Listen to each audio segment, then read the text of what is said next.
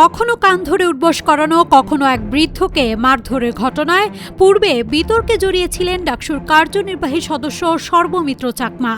এবার শিক্ষার্থীদের অধিকার আদায়ে মব করতে রাজি বলে মন্তব্য করে আবারও আলোচনার কেন্দ্রে এই ছাত্রনেতা। তার বক্তব্য ঘিরে ঢাকা বিশ্ববিদ্যালয় ক্যাম্পাসে নতুন করে শুরু হয়েছে বিতর্ক ও সমালোচনা। ৮ই মে শুক্রবার ভোরে নিজের ফেসবুক অ্যাকাউন্টে দেয়া এক পোস্টে সর্বমিত্র চাকমা দাবি করেন, ডাকসুকে ব্যর্থ করার জন্য পরিকল্পিতভাবে প্রশাসনিক জটিলতা তৈরি করা হচ্ছে। তিনি লেখেন, এক অফিস থেকে আরেক অফিসে দৌড়াতে হলেও শিক্ষার্থীদের স্বার্থে কাজ এগোচ্ছে না, অথচ ডাকসুর প্রতিনিধিরা কোনো বেতন ছাড়াই নিঃস্বার্থভাবে শিক্ষার্থীদের জন্য কাজ করছেন।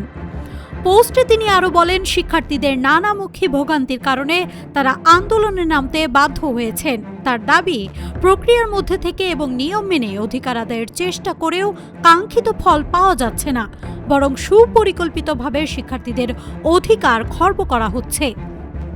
সর্বমিত্র চাকমার পোস্ট অনুযায়ী সাম্প্রতিক এক সিন্ডিকেট সভায় উপাচার্য তাদের আন্দোলনকে মব হিসেবে উল্লেখ করেন।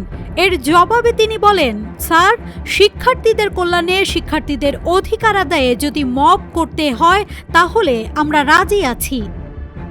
তিনি আরও অভিযোগ করেন, ডাকসু ফান্ড পেলেও বিভিন্ন প্রশাসনিক স্তরে কাজ আটকে দেয়া হয়। এতে শিক্ষার্থীদের কাছে জবাবদিহির মুখে পড়তে হয় ডাকসু প্রতিনিধিদের।